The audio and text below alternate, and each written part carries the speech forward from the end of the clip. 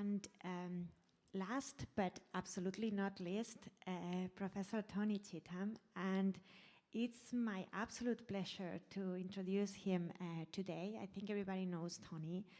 He is such a source of inspiration for everybody and the chair of the board here.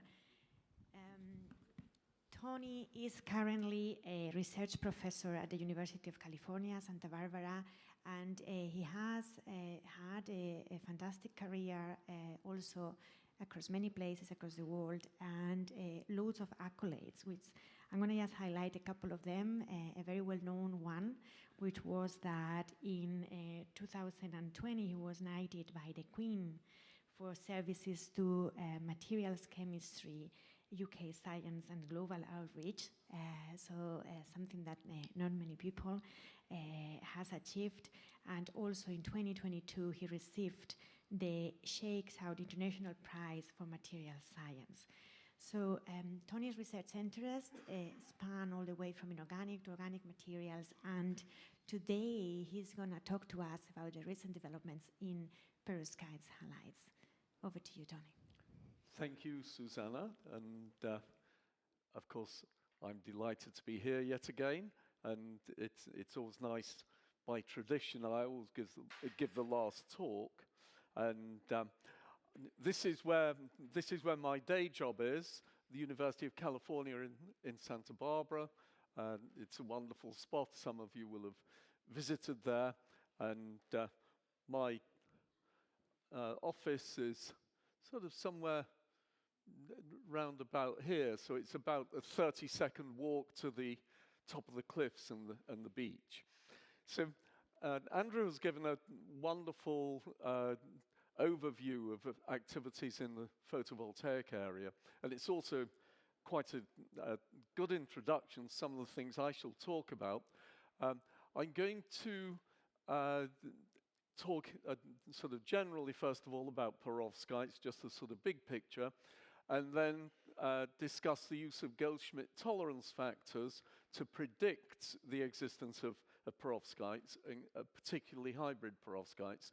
And then I'm going to show some new 3D double perovskites, 3D single perovskites, vacancy-ordered systems, and then finally some low-dimensional double perovskites, and wrap up with some future challenges and opportunities. I think most people probably recognize the perovskite structure, and it has three components. The A cation sits in the center of the sort of cavity. The B cations, or M cations, as I've got here, are in the center of these octahedra, and then the anions surround the B or M cations. And classically, these materials were oxides, and the oxide perovskites are the kind of workhorse of condensed matter physics. Massive amounts of work, ranging from ferroelectrics, high TC superconductors, to things like multiferroics, giant magneto-resistive materials, and so on. One thing I'd like to point out, because I like to acknowledge work that went ahead of us, and not to forget that 100 years ago, people were doing interesting things. So 100 years ago, the structure of calcium titanate was determined, and which is the sort of prototypic perovskite. And to put it in perspective, the Bragg equation for diffraction was only sort of published, I think it was 13 years in 1912 by Bragg. And so the impact of that was massive. Within 13 years, there was a perovskite structure and another important structure I'll come to later. But there's been an evolution in perovskites over the last 100 years, from the purely inorganic ones from 100 years ago. And then in 1978, the first hybrid perovskites were reported, where the A cation, calcium or cesium, whatever it may be, was replaced by a simple amine, such as methyl ammonium. And the interesting thing is that that first hybrid perovskite was actually the methyl ammonium lead iodide that Andrew has just been talking about. And that was actually reported in 1978. And it wasn't until 2009 that people realized that it was incredibly interesting for photovoltaic cells. And so this is quite typical. You know, people make something out of curiosity, whatever it may be, and then much later, someone will discover that it has an application that nobody at the time had anticipated. So this was done in Germany by Weber in 78. And then the other extension, an important one, has been towards hybrid perovskites where the anion, such as here it's oxide, there the anion's iodide, the anion is replaced by an organic linker. And that makes the cavities much larger, and so you're able to get a wide range of different amine cations into that larger cavity. So you have both hybrid A cation and a hybrid linker. And the first family was made by Gao Song in Beijing in 2004, such as this, in this case, methyl ammonium manganese acetate. And we've done a lot of work on the acetates, formates, I should say, correct that. And last year and the year before, I talked about the work we've been doing on formate perovskites, starting with ferroelectrics and multiferroics, and then CO2 capture, air separation, hydrogen storage, low-K dielectrics, and so on. And so this year, for a change, I'm going to talk about the other strand of work that I've been doing in recent years, which concerns the halide perovskites. So these are some of the things I'll talk about today. But these are both extremely interesting and closely related materials in many respects. So the regular perovskite structure, I've not shown the A cations in the cavities, it's a sort of infinite array like this. And then I'll talk quite a bit about double perovskites, where you have alternating M and M prime cations, say in blue and brown here, to make a 3D double perovskite. And there's another important family I'll talk about where half of the M sites or B sites are actually vacant. And so this is the A2MX6. So we have half as many M cations here. These are empty sites. So these are known as vacancy-ordered perovskites. And in the mineral world, they're also known as L-pasolites in cases where they occur naturally. So Andrew has been through the contents of this slide, essentially. The key breakthrough, or at least maybe Andrew and I don't totally agree on this, but the key breakthrough was, rather than Henry Snaith, which was indeed an important piece of work, the key breakthrough was really in 2009 by Miyazaki and et al. At the University of Tokyo, where they showed that these methyl ammonium lead iodide perovskites, like this one here, which Andrew was just talking about, worked incredibly well at the first attempt in a photovoltaic application, acting both as a light absorber and giving very good charge separation. And so, and then within a very short time, Park in Korea, Michael Gretzel, Makuri Kanatsides, Henry Snaith, and so on, produced variations on this theme with much higher efficiencies than the original 4% from the Japanese group. But the reason this was so striking, the Japanese work was so striking, is that people in the organic photovoltaic area had spent a generation going from a couple of percent to 15% or so. And then this went from 4% to 15% within 3 or 4 years. And so it's very, rapid progress. One of the problems with the methyl ammonium lead iodide shown here is that it's actually not very versatile because the cavity is quite small. So there are only a couple of cations you can put in there. Of course, you can put cesium in, and there's been a lot of work with cesium, and you can put formimidinium in, and then you start to run out of options, maybe hydroxyl ammonium and so on. But anything larger than that, like dimethyl ammonium, is too big to go into that cavity. And so the other limitation, of course, is the fact that people don't, lots of companies don't want to commercialize a new technology with lead because of its toxicity. And so people have been very interested in alternatives, and that's one of the things that I'll talk about. But before I do that, I just wanted to show this other very old piece of work. This is only 99 years old, from Goldschmidt, and it's this geometrical relationship between the sizes of the cations and the anions in the perovskite structure, and it's known as the Goldschmidt tolerance factor. And it's still used today. It was proposed in 1926. It's still used routinely today, and basically, if you calculate this geometrical number, the alpha, the tolerance factor, if it lies between 0.8 and 1.0, you expect to get a perovskite. If it's less than 0.8, then you normally get chains. If it's higher than 0.8, you normally get layered structures. Perovskite-related things.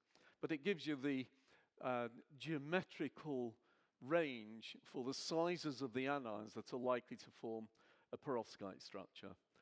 And one of the things I did sort of 10 years ago, I guess, in Cambridge with Gregor Kieslich and Shijing Sun was to extend this to hybrid systems, because it was developed by Goldschmidt, of course, for purely inorganic systems. And now that we have all these hybrid systems, so we adapted that, and I won't go through how we did it, it's purely straightforward. Gregor is now on the faculty at TUM in Munich, and Shijing Sun's on the faculty in University of Washington, though I hear rumors that she may be moving back to the UK. So this work was done with me in Cambridge.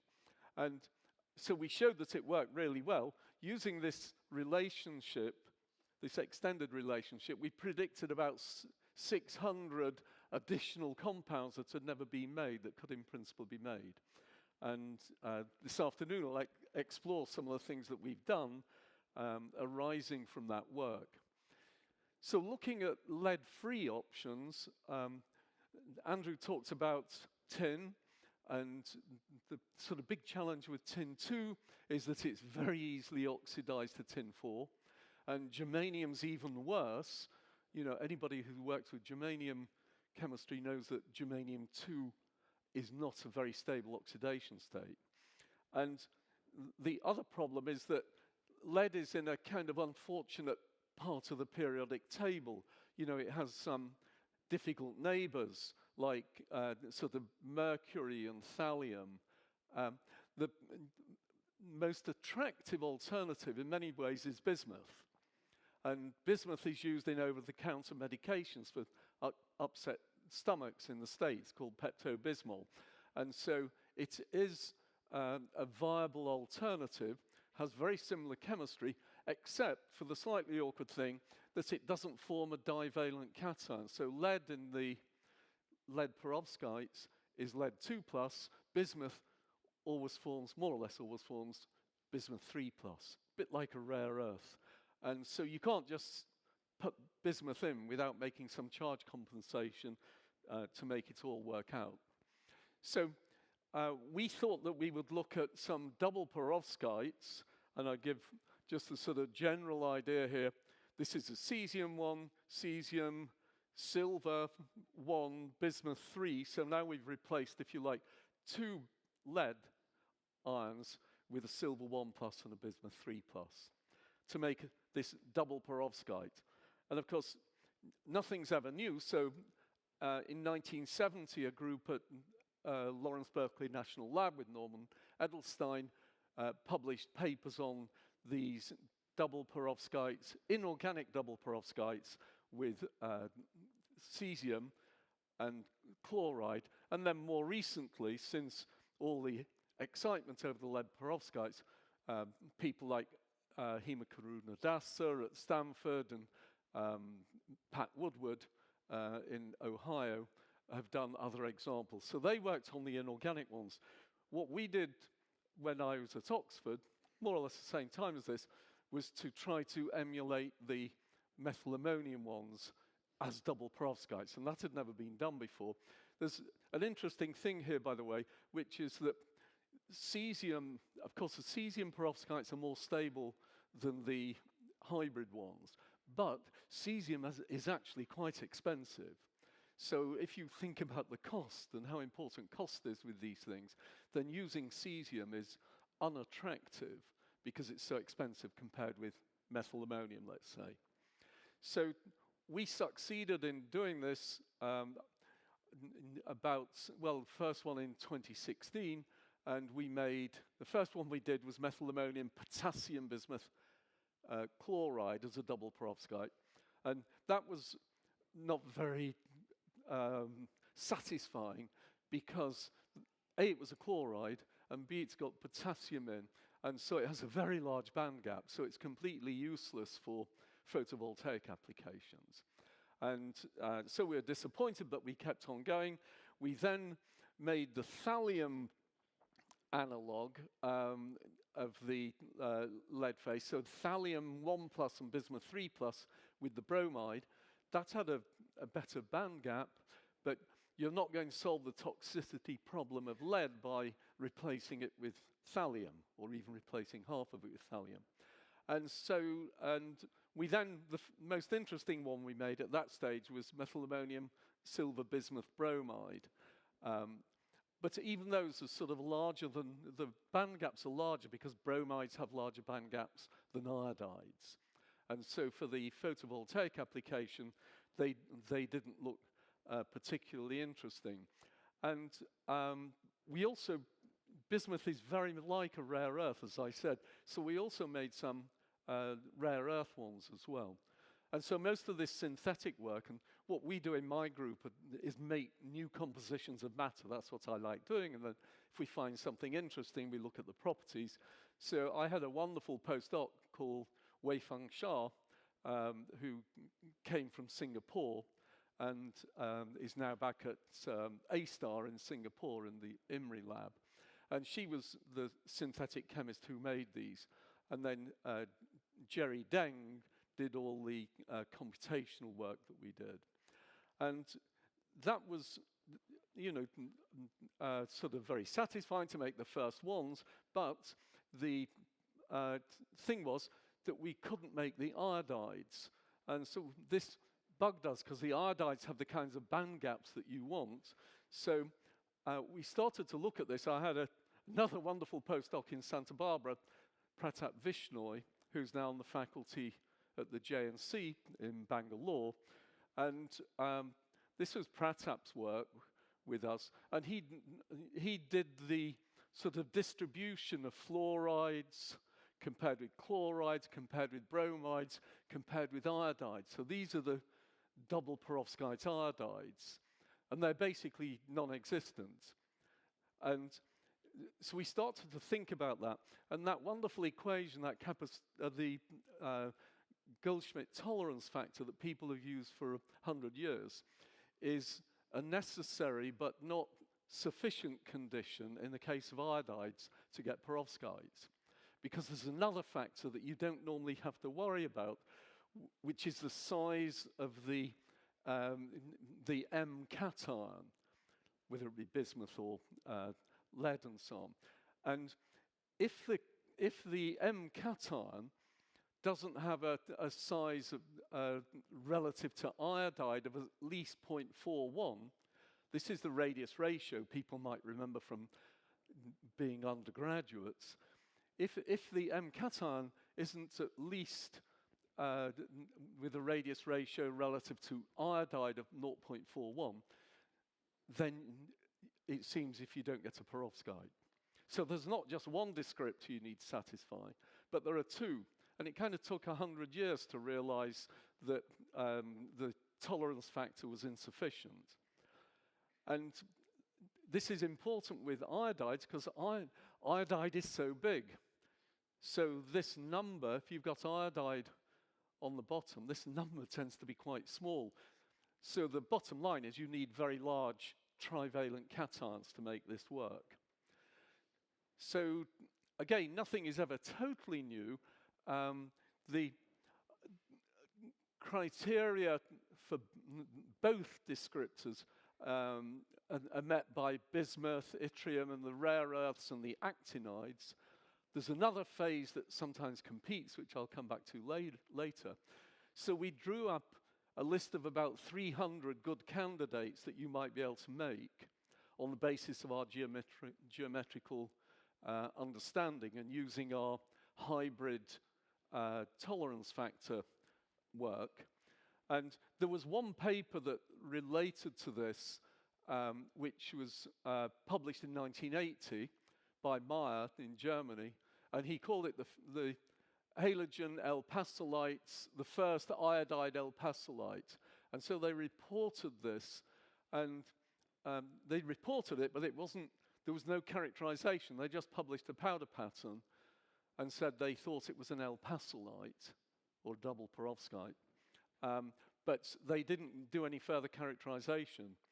And then when I looked at it, I saw why it was so difficult, because the reaction, you have to use cesium iodide, sodium iodide, erbium metal, molecular iodine in a sealed tantalum tube under argon atmosphere. The people working on new photovoltaic materials are incapable of doing anything like that for the most part, because they want to work in solution and so on. You just can't do this in solution. So the only thing that was in the literature was X-ray powder patterns. And so we succeeded in doing this. I had with Ramses Shadri a wonderful postdoc called Greg Kent, and he succeeded in making single crystals of these materials. We made powders, but we could also, by self-vapor transport, make single crystals of them. And we made 5 new phases where the rare earth, so these are now the rare earth iodides in combination with sodium, so they're all double perovskites, and these are inorganic ones with cerium, neodymium, gadolinium, terbium, and dysprosium. And everything worked perfectly. The only problem is at room temperature, the structures are almost cubic, but not quite cubic, so they're horribly twinned, and it's even experienced crystallographers like ourselves couldn't get the structures out. But what we did was to warm them up on the diffractometer, and they go through a phase transition and become cubic, and then we determine the structures at high temperatures from the cubic phase. And so these are the cubic phases, these are the transition temperatures here, and so on. Everything makes sense.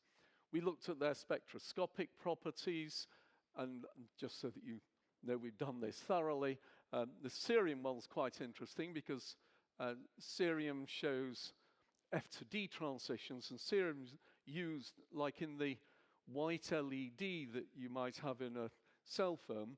That white LED is really a gallium nitride blue LED, and it's got a cerium phosphor on it. And so these materials share the same kind of behavior. Neodymium's interesting. It shows F to F transitions, as you might expect, and so on. But the thing I enjoyed doing with these was the magnetism. And see, we've moved away from the photovoltaics. I realize these are not going to be of any interest for photovoltaics, but they're certainly of interest for spectroscopy, optical properties, magnetic properties. And we studied the magnetism in great detail.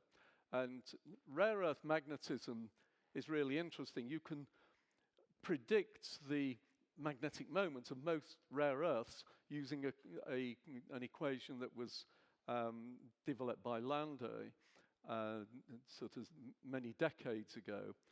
based upon spin-orbit coupling and strong spin-orbit coupling with F ions of the rare earths. And you normally have not only spin and orbital angular momentum, but a very well-defined J value as well, from which you can estimate the moment. And these agree exceptionally well with the numbers we expect, and they show Curie-Weiss law. There's some deviations at very low temperatures in the early rare earths due to ligand field effects, which are normally totally absent in rare earths. So that work has been followed just recently by work that's been done by, again, Greg Kent, I mentioned earlier, and Anya Mulligan, who's actually here from Santa Barbara in the audience. And what they did was to make the scandium and yttrium ones. Scandium and yttrium on the face of it are not as interesting as the other rare earths because they're diamagnetic, so there are no interesting magnetic properties. But they enabled us to essentially establish the complete sort of spectrum of possibilities for these double perovskite iodides. And according to our geometrical considerations, the cesium one shouldn't exist because its octahedral factor is too low. But we actually did form it, but we formed, depending on which day of the week we did the reaction, we could either form the double perovskite or we could form an alternative 329 phase. And that 329 phase, it forms by disproportionation of the double perovskite iodides in this kind of reaction here. And so we actually did DFT calculations, predicted the energetics of this, and yes, scandium should disproportionate like this. We also predict that bismuth should as well, and other small cations like indium and antimony. And so this is one of the reasons why you couldn't make the bismuth double perovskites previously, because you're always getting this 329 phase. The other nice thing with these scandium and yttrium is you can do very accurate DFT calculations and calculate the band structures and so on, and compare them with our optical studies. So that was very pleasing, but then I started to think, if this tolerance factor doesn't work for iodides in the double perovskites, what about single perovskites? We started with a more complicated case. Supposing we think about single perovskites, we should be able to make single perovskite iodides based upon the two geometrical factors. And the only hybrid single perovskite iodides are the ones that Andrew's just talked about, the lead, which everybody knows about, the tin, and the germanium, all in the same group. There's absolutely nothing else known. And so we sort of revisited this question to see if we could make hybrid single perovskites using the same arguments we had before. And so we know that we need very large cations, B cations, and in this case, these single perovskites have divalent cations like the lead we talked about. So we need a very large divalent cation to make this work. And we predicted with our simple model that this should work with europium 2+, samarium 2+, strontium 2+ even, and barium 2+. And these things never been made as hybrids. One or two of them were known as cesium compounds, which encouraged us to think that this would work. So we actually made 5 of these, and which are the ones shown here, with methyl ammonium, with formamidinium, using europium 2+, samarium 2+, and strontium 2+. And we looked at their properties. So this is just the 2 descriptor model, so I've no need to go through that. In this case, we couldn't make single crystals, so we had to determine the structures using the Rietveld method. And so we obtained synchrotron data, which you see on the left here. And these are 2 of the synchrotron refinements for the methyl ammonium strontium iodide and the formamidinium europium diiodide. And in virtually all respects, they're just like the lead compounds, except that they're not semiconductors, of course. So they show all the phase transitions that the lead compounds are well known for. And so we've mapped those out over here just using DSC. And we've looked at the spectroscopy. Europium 2+ is really interesting. It's like cerium 3+, and it's used in phosphors. So europium 2+ is F7, so you get parity allowed F to D transitions, which are very intense, and photoluminescence in the visible. So we have looked at that, and we also looked at the magnetism. Again, the theory of using the Landé G factor and so on works really well, except for the unique and tricky case of samarium. Samarium 2+ is F6, and it, by a kind of coincidence, a cancellation of spin and orbital angular momentum, it has a ground state J value of 0. So even though it's got unpaired electrons, if you cool it down, its magnetic moment goes to 0. It's non-magnetic because the spin and the orbital contributions cancel out. But the levels above it are very close, so you have to go to very low temperatures to get it into that 0 magnetic moment ground state. And there's virtually no work on this. It's been known for at least 60 years. There was work by Van Vleck in the 60s, early 60s, but there are virtually no nice examples of it. And so we were able to fit the magnetism to this, and I'm showing it here, to the sort of complex temperature-dependent population of the different J states, and predict how the magnetic moment goes towards 0. And then at very low temperatures, this is the magnetic the susceptibility.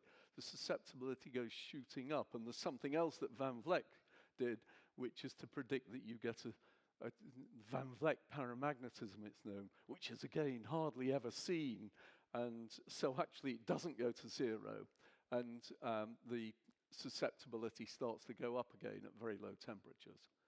So from all of this, we can get the spin-orbit coupling constant, which we can also obtain from the photoluminescence. And so we got a really good understanding of the magnetism in these materials. So just in the last few minutes, I'd like to talk about some of the other work that we've done on heavy transition metals. And I'm a kind of scholar of the periodic table. I love using the periodic table. Probably in this talk, we've used about 40 or 50 different elements in different parts of the work. And so the second and third transition series here are particularly interesting, more so in a way than the first transition series. And these are very important in all the work that currently goes on in the quantum materials area, because they've got very strong spin-orbit coupling. They get very strong ligand field effects. Virtually all the ions are low spin instead of high spin, as you find with iron and manganese and so on. And you sometimes even get metal-to-metal bonding with them. So we've done quite a lot of work in this area over the last 5 years.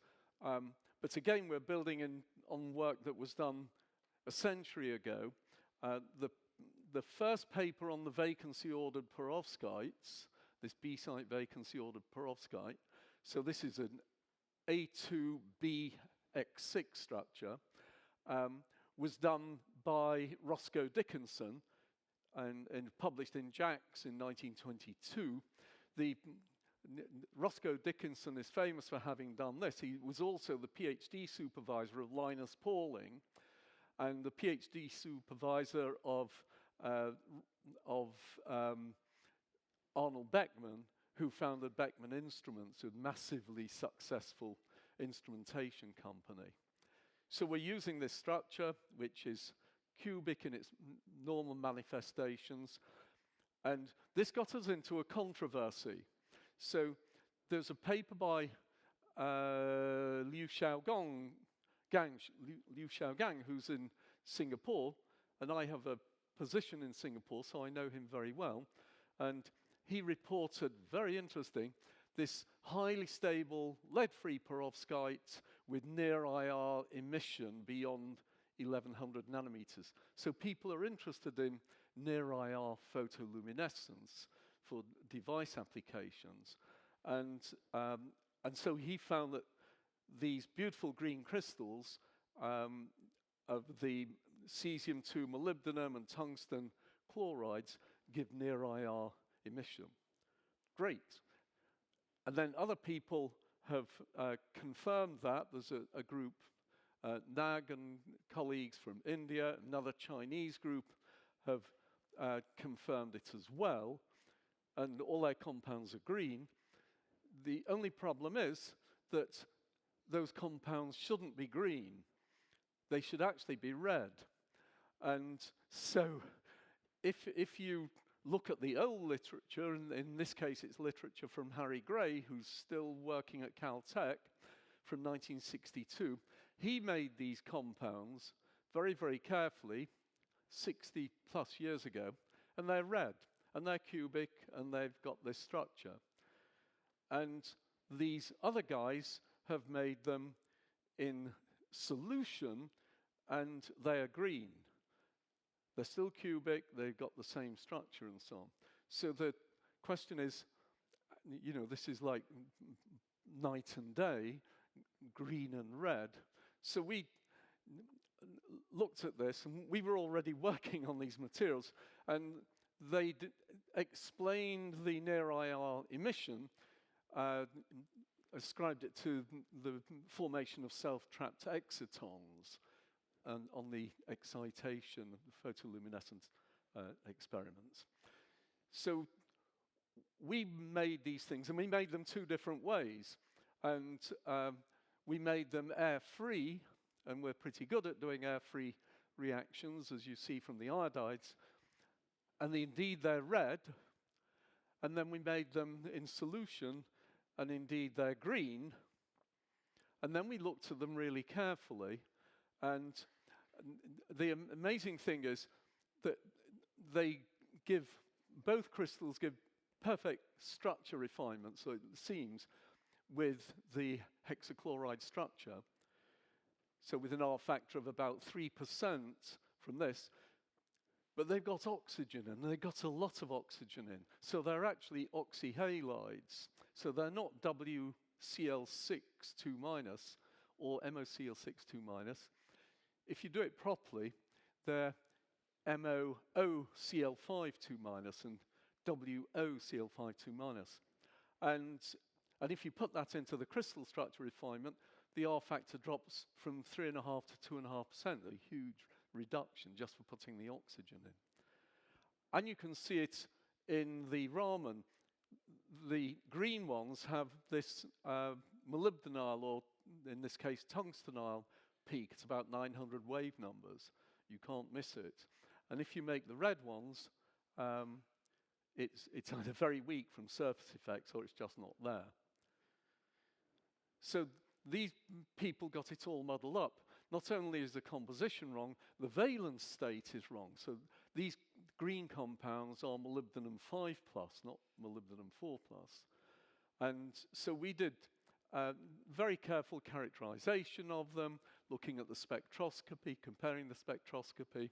If you take the oxychloride, since it's, in this case, tungsten 5+, and because it's got an oxychloride anion, which has sort of square pyramidal symmetry, effectively, then it quenches the orbital angular momentum, and you get a perfect fit to the Curie-Weiss law.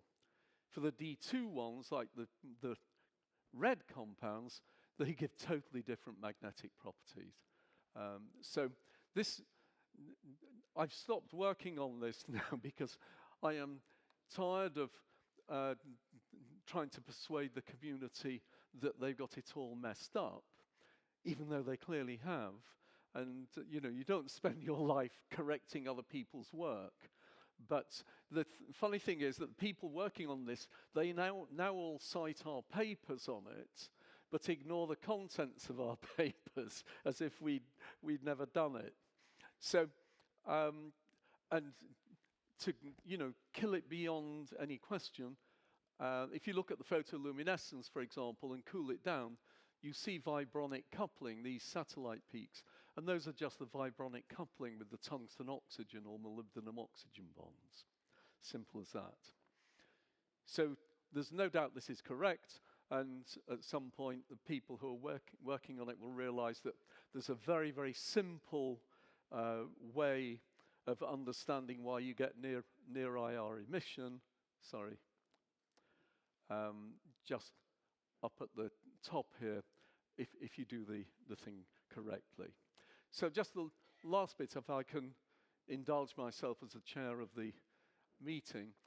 We've done lots of stuff on 2D halide perovskites in the last few years, and Ramses Shadri and I in Santa Barbara had a wonderful postdoc, Ling Mao, who came from Mukuri Kanatsides group at Northwestern, and she made a dazzling number of layered double perovskites.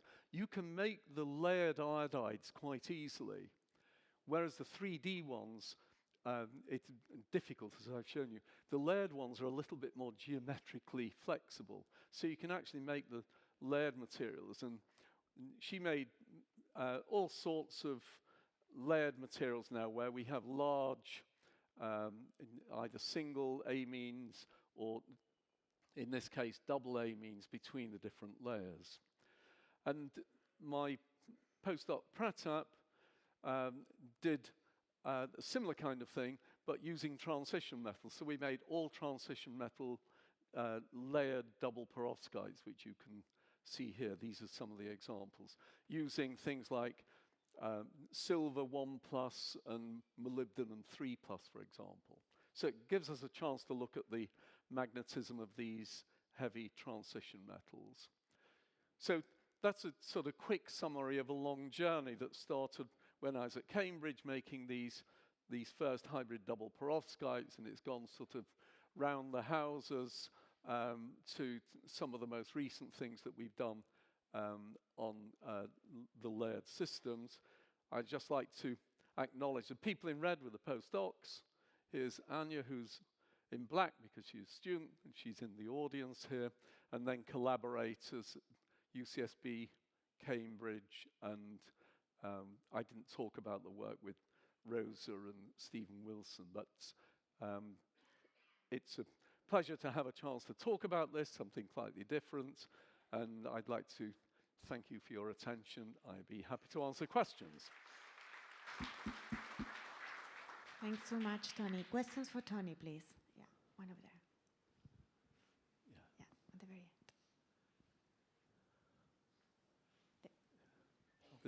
Okay. Yeah. There is one at the very end, please. You've got the mic. Go ahead.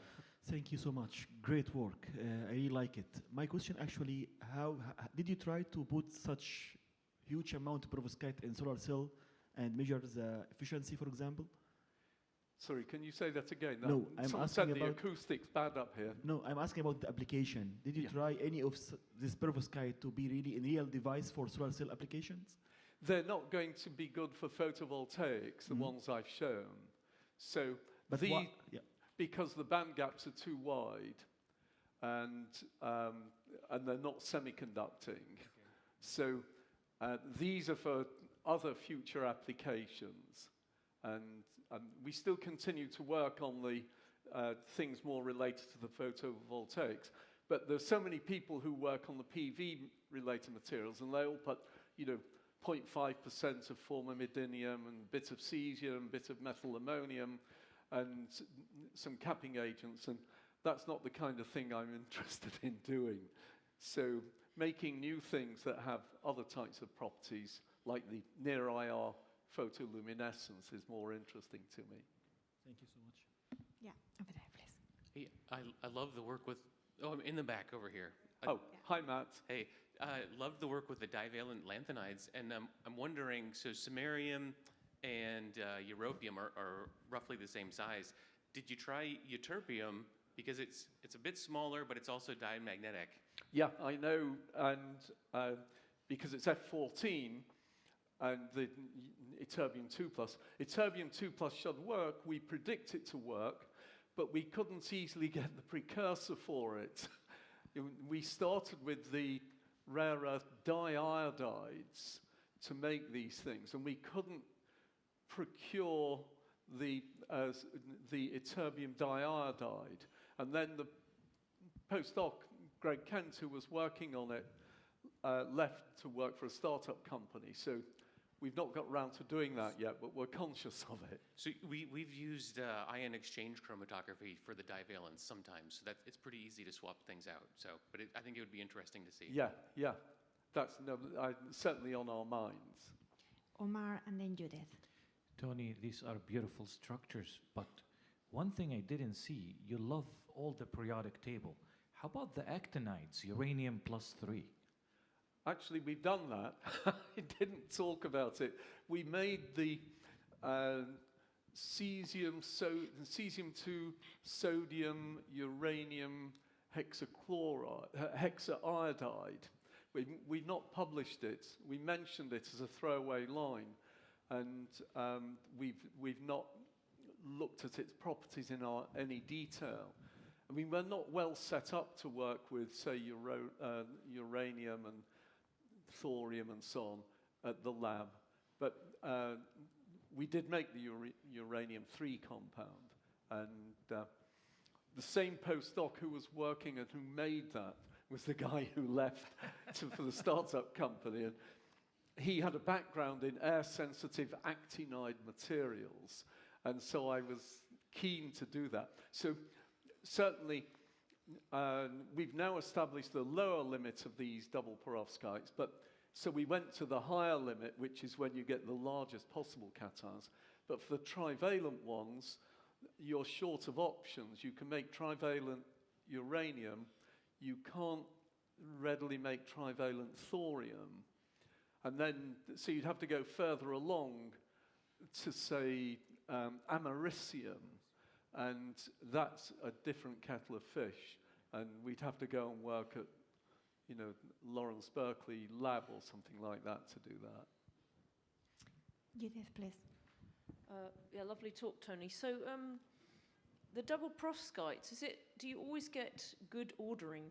Are they all the cations, the B-site cations ordered all the time? Yeah, that's a really good question, between the 1+ and the 3+. Yeah, I think we have always obtained good ordering in the structures we've looked at. We know that other people have reported things where they seem to be disordered. So we actually did some DFT calculations on this to see what's the coulombic cost of disordering them. And it's high. So those calculations persuaded me it's unlikely that in most circumstances you're going to get disorder. So I think what happens is that when people report that they're disordered, they've probably got anti-phase boundaries in them. And so they probably should be doing some pair distribution function work or something like that to see if there's genuine disorder. Okay, another quick question. So presumably you were doing this work because you wanted to find better not lead halide, but halide perovskites for solar applications. I mean, that was the sort of That was thinking. a starting point, yeah. So how might you get lower band gap systems? Because these, Well, with the iodides, but we've not been able to make anything suitable for the, like with bismuth. Suppose we did the silver bismuth iodide, then that should be a low band gap system. But that forms a 329 phase. right. So even though bismuth geometrically meets our criteria, it forms an even more stable 329 phase, so we've not been able to make it. Maybe if you change the stoichiometry a bit. Well, something that has been done by a group at Pacific Northwest Lab is to make the bromide double perovskite and nanoparticles, and then ion exchange it for iodide.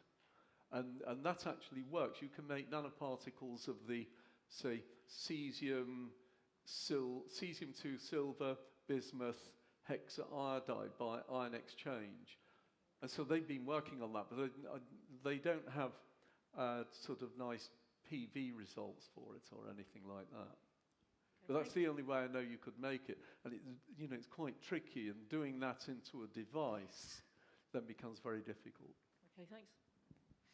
I don't think I see any more hands from the audience. So before I hand over to Tony again for his concluding remarks, let's thank him for the great talk. Thank you, Tony.